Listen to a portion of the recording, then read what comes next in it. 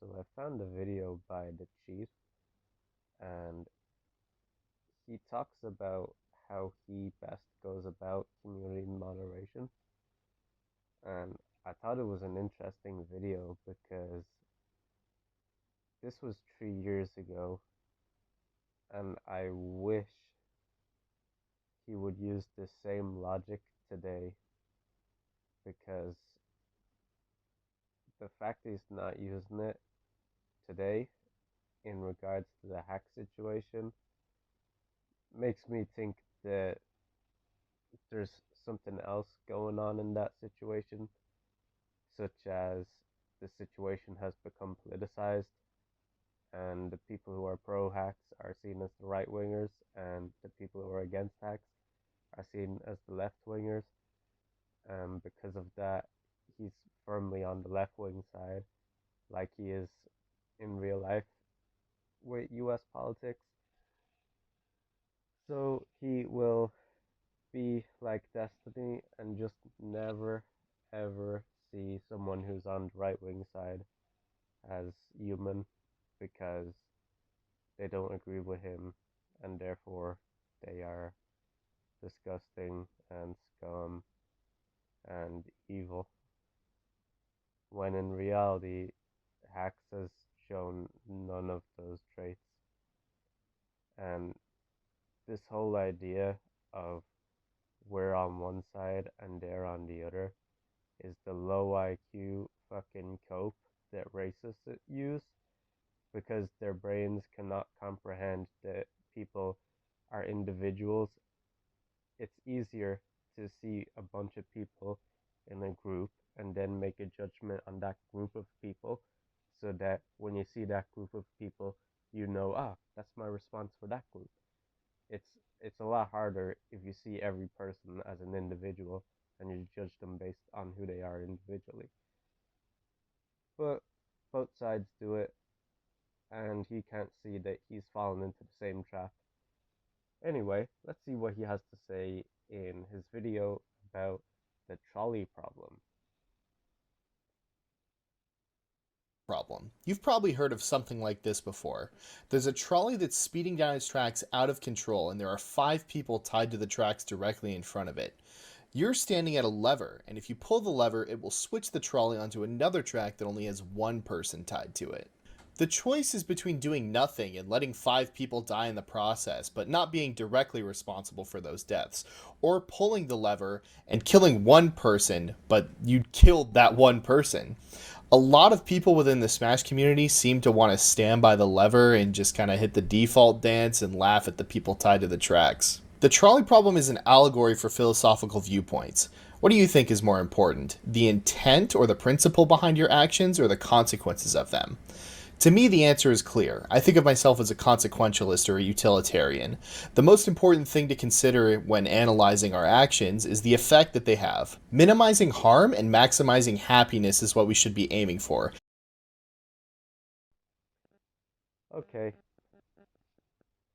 the rest of the video is basically going to be him saying that abusers should be banned because when abusers aren't banned, it's like you're banning all of the people who they've abused, and also it's justified to ban someone who's an abuser.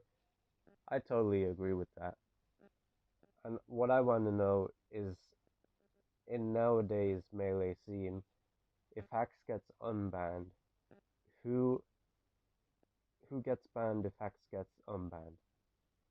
Could it be Leffa, who's retired and is not going to return to the game and has been apologized to a million times and is making more money off Guilty Gear Strive and was actually some of the criticisms put toward him were legit, and you could argue he was an abuser himself. Um, and if it's not Leffen, then who is it? Is it someone else who's Hacks apologized to? It must be, because he's apologized to the whole scene. He apologized to everyone he talked about in all of his videos, such as Jisoo. was another person. Um, so we have Leffen who doesn't play anymore and is retired and was apologized to, and we have Jusu who I don't think is involved in the Smash community anymore. I'm not sure on that, to be honest, but she was also apologized to. So who is being hurt if Hax is unbanned? Because right now, if Hax remains banned, I personally I'm gonna stay hurt because I can no longer bring myself to watch any more melee tournaments. It feels like I'm disgusted watching top players know what's going on with Hacks and not speak up about it. It's like the elephant in the room, and I can't enjoy melee anymore. And I know there's a bunch of people like me who they see the unfairness of how Hacks is treated, and they can no longer enjoy melee. I made a video on my channel called Boycott SSBM. Um, I'm not sure if I actually uploaded that video or if it's just one of those many videos where I make them and I don't upload them because I'm embarrassed or whatever. But what I was saying in that video is that what they're doing to Hacks is so unfair that it's killing melee. Like melee is has more spectators than it has players, and for a lot of spectators, it's like the elephant in the room and the bad, awkward feeling to every tournament. I'm just like, wow, it's just the situation is worse and worse and worse the more times goes on because he clearly should not be banned this long. He should have been unbanned a long time ago. And I think anyone being honest realizes that. Um, so the other thing I wanted to mention, I mentioned it was the scene is politicized, um, and Hax is no longer being judged as an individual. I mentioned how it's killing the game for spectators such as myself. But the last thing I want to mention is the fact that I honestly think that the reason Hax is banned is because he's more banned for the things he said that were true than the things that he said that were untrue. There is clearly a fear to speak up against the TOs when they make a mistake, and there is honestly like a kind of control and like fear is honestly the best way I can describe it because I feel like even though I don't even play competitively, if I did and I made a video like this, I would almost certainly be banned because even though I'm saying things that are fair enough, I'm advocating for a banned player to be unbanned and I'm advocating it in a way that points blame on the TOs and points out the fact that the reason that other top players aren't saying this is because they're afraid to. Like you can see it in Zayn, and when Zayn talked about it, it was so awkward. Cody is like the only person who came out and was upfront. Zayn's response to it is almost like it's almost like collected he put a bunch of what other people's safe opinion on this situation into chat GPT, and he made it come back as like what's the most inoffensive way of going along with what the TOs want. So without like pissing off people who are on the hack side, it just seems I don't know. I don't know how to describe it. I really do not know how you can watch Hacks fucking belittle himself the way he does and not see that he needs melee. He's given his life to the game.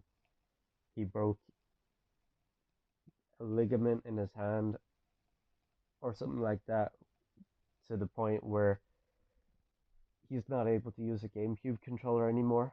And instead of giving up, he made a new controller and it helps people with hand issues.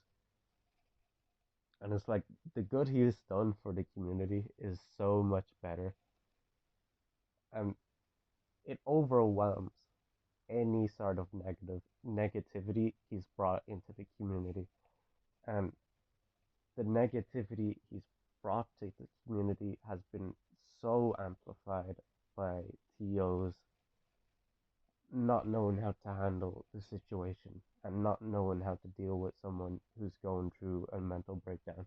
And it's not just on the TOs, it's on the Smash community in general.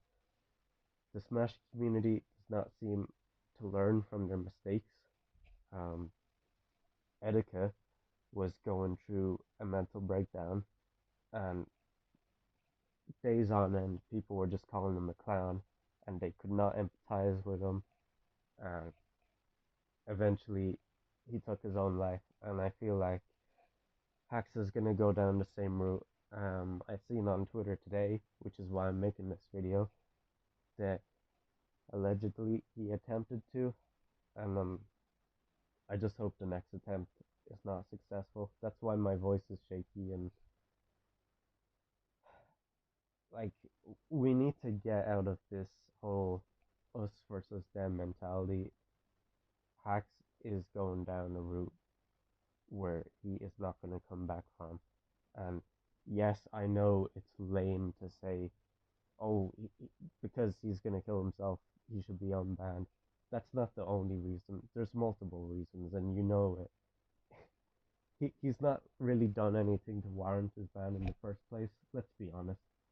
Putting a video about Leffen on your YouTube channel, even though it's an awkward or a weird video, should be protected by just basic freedom of speech.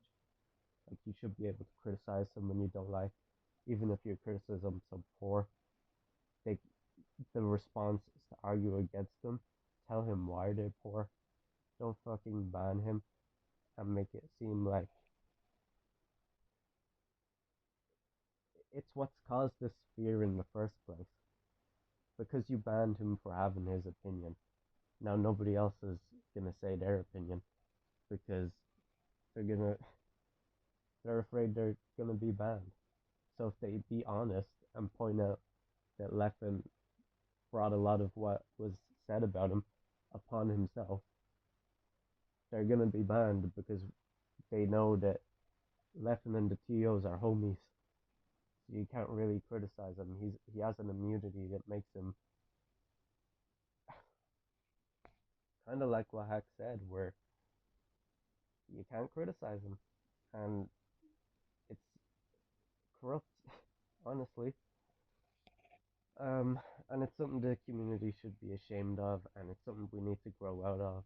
And I'm not being a part of this anymore. If Smash can't grow up, because this is it's so much bigger than Smash at this point. Someone is potentially gonna die, and we're just gonna let them, and it's gonna be over a video game. And when he dies, you're gonna be like, oh, we're so sorry. We should have seen this coming. We should have learned from our mistakes when Etiquette did the same thing. Learn now, because you're running out of time. You have to learn now. You have to fucking just nut up and take the L and realize that the situation wasn't handled correctly on your end. Um, so just fix the mistake instead of doubling down and pretending that you were right from the very beginning, because in all honesty, you were wrong from the very beginning. The reason that people accepted the ban is because we thought it would be lifted eventually. We never thought it was a permanent fucking ban.